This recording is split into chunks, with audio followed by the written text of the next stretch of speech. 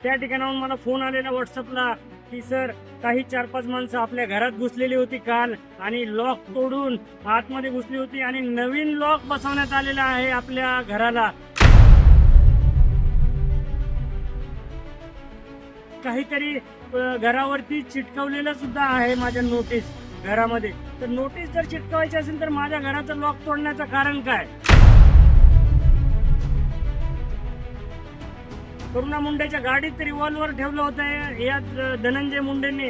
आज मला पूर्णपणे डाऊट आहे धनंजय मुंडे यांच्यावरच की 4-5 लोक त्यांनीच पाठवले असतील.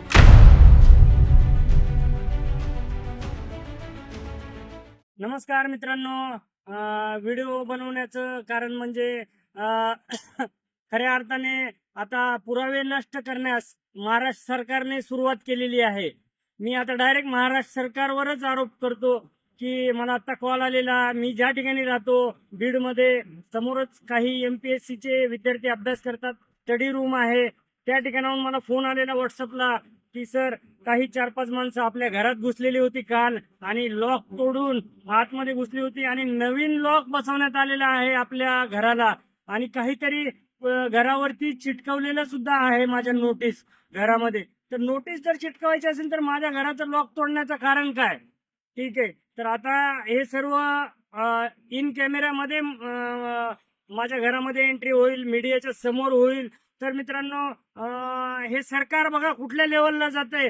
करुणा मुंडेच्या गाडीत रिव्हॉल्वर ठेवलं होतं या धनंजय मुंडेंनी. आज मला पूर्णपणे डाऊट आहे धनंजय मुंडे यांच्यावरच की 4-5 लोक त्यांनीच पाठवले असतील आणि महाराष्ट्र सरकार आता पुरावे नष्ट करण्यास सुरुवात झालेली आहे. नवीन स्टेशन डायरा, नवीन ऑफिसर आणि सर्व चेंज करण्यास सुरुवात झालेली आहे. मित्रांनो, आपल्याला उशीर झालेला आहे आवाज उठवण्यासाठी. 15 दिवस झाले मी आवाज उठवतोय, परंतु आता पुरावे नष्ट, मी येईपर्यंत तरी पुरावे नष्ट झाले तरी आपण परत प्राप्त करू शकतो. तर मित्रांनो, माझी आता मागणी आहे, मी उद्या पुण्यात येणार आहे, एअरपोर्टला पुणे येथे एक छोटीशी पत्रकार परिषद घेणार आहे त्या ठिकाणी. त्यानंतरच मला महाराष्ट्र सरकारने आणि महाराष्ट्र पोलिसांनी, बीड पोलिसांनी अटक करायची आहे आणि मला संरक्षण द्यायचं त्या ठिकाणाहून. पुण्यावरूनच मला घेऊन जायचं बीडला, कारण मला आता धमक्या येत आहेत जीवे मारण्याच्या.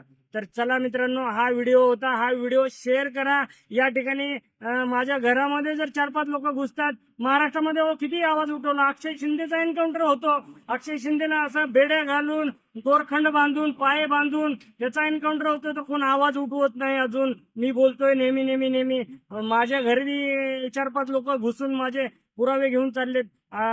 तर मित्रांनो, चला आवाज उठवा आता खऱ्या अर्थाने. आता सोशल मीडिया आणि जनतेने मला उद्या मी पुण्यात येणार आहे एअरपोर्टला. तर मित्रांनो, मला संरक्षण पाहिजे. त्यानंतरच मी पुढे शरण जाणार आहे महाराष्ट्र सरकार, बीड पोलिसांना. सोशल मीडियाच्या भाऊ गर्दीत विश्वासार्हतेने चकाकणारे नाव म्हणजे लेट्सअप मराठी.